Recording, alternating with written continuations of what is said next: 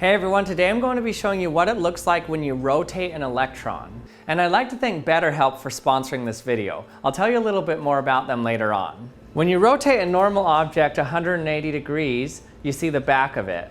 But if you rotate it another 180 degrees for a full 360 degree turn, it returns right back to its original state.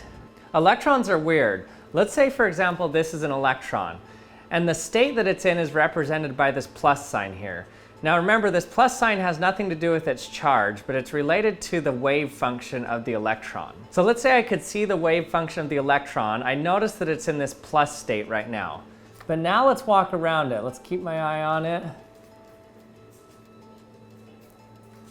All the way around here. So now I'm 180 degrees behind it. Now if I continue walking around it, you'd expect to see the same thing that you saw in the first place. But let's walk around it and see what we see.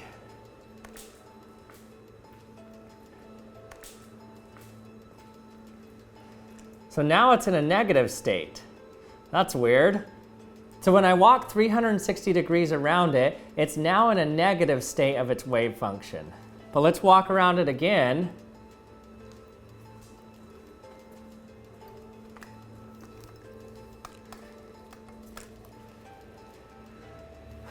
Now get completely behind it. And then keep walking around it.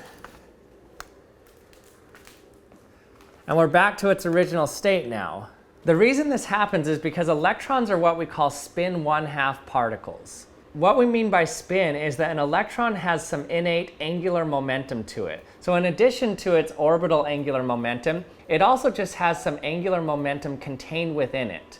And there's no classical comparison to what it actually means, but it acts as though it's spinning even though it's not. So an electron can be either spin up like this, it's angled upward, or spin down like this, it's angled downward. In each of these cases, notice how we need a full 720 degrees in order to get back to its original state.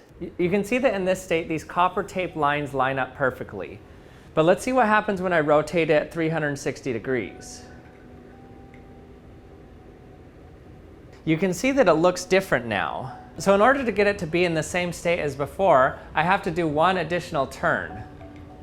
And then it can be in the same position as before. You can see that for the spin down electron, I can do one full rotation and it's not in the same position as before. But if I do two full rotations, then it gets back to its original state. Another representation of this is called the Dirac Belt Trick. So let's say I have this belt here and I'm going to hold one end of it in this book. So if I spin the other end of this belt 360 degrees, so here's 180, 360. The question is, can I get this end untwisted without rotating either end of the belt? So I can go under or over the book or do any other movement I want, but I cannot twist the two ends of the belt.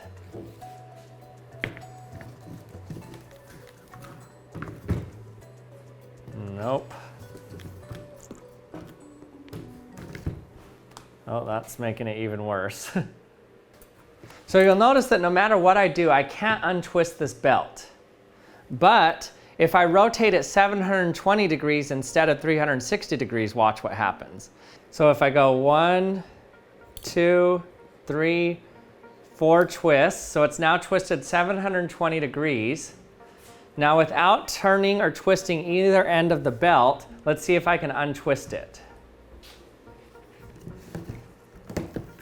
All I'm going to do is go under the book, and it's untwisted.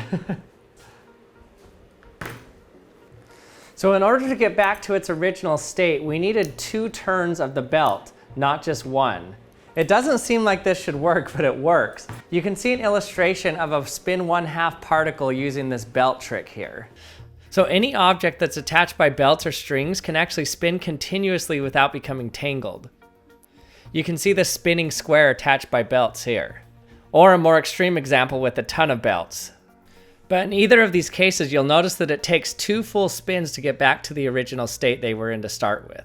And before I continue, I'd like to thank BetterHelp for sponsoring this video. Have you ever felt like there's something interfering with your happiness or preventing you from achieving your goals? I've had those experiences when I get anxious about specific things in life, and I've noticed that I need some help sometimes. BetterHelp will assess your needs and match you with your own licensed professional therapist. So you can actually start communicating within 48 hours with your therapist. It's not a crisis line, it's not self-help, it's actually professional therapy done securely online. There's a really broad range of expertise in BetterHelp's 20,000 plus therapist network. What's cool about BetterHelp is you can log into your account anytime and send a message to your therapist. Plus, you can schedule weekly video or phone sessions so you won't ever have to sit in an uncomfortable waiting room as traditional therapy would have you do. BetterHelp is committed to facilitating great therapeutic matches, so they make it easy and free to change therapists if needed. Also, BetterHelp is much more affordable than traditional offline therapy, and financial aid is available. BetterHelp wants you to start living a happier life today. So if you want to try out BetterHelp, visit betterhelp.com/actionlab and join the over 1 million people taking charge of their mental health with the help of an experienced professional. There's a special offer for people who watch the Action Lab. Get 10% off your first month at betterhelp.com/actionlab. And thanks again to BetterHelp for sponsoring this video. Now let's get back to our experiment. I've shown you some really cool visualizations of what it could mean in classical physics to have to rotate something a full 720 degrees before you get it back to its original state. But all of these are just comparisons or illustrations. There's no actually classical example of something like an electron.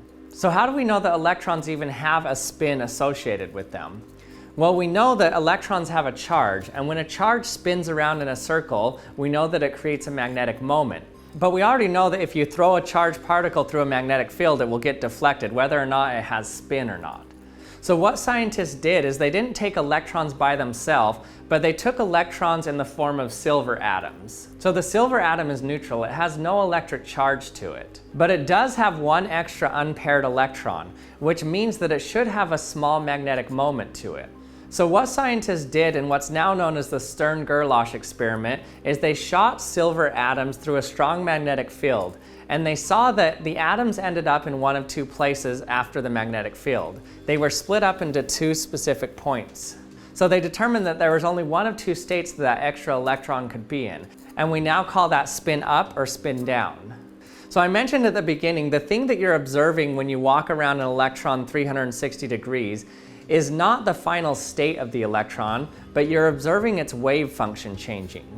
In order to observe the wave function change, you're not observing the final state of the electron. So you're not observing whether it's spin up or spin down or anything.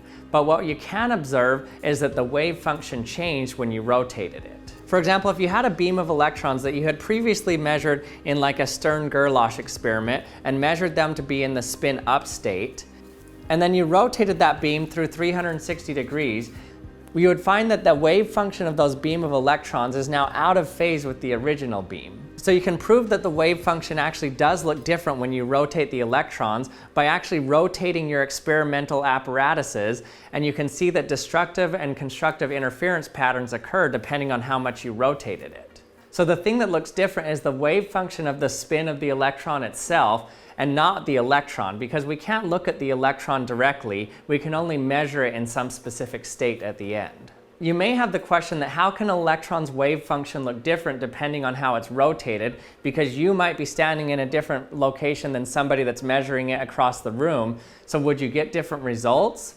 Well, the answer is that you'd calculate the wave functions to be different, but you'd actually end up with the same physical measurement, and they would match. And thanks for watching another episode of the Action Lab. I hope you enjoyed it. If you did, don't forget to subscribe if you haven't yet, and also hit the bell to be notified when I release my latest video. And check out Action Lab Shorts, which is my second channel that I do similar to this one, but I do my videos in less than a minute. And thanks for watching, and I'll see you next time.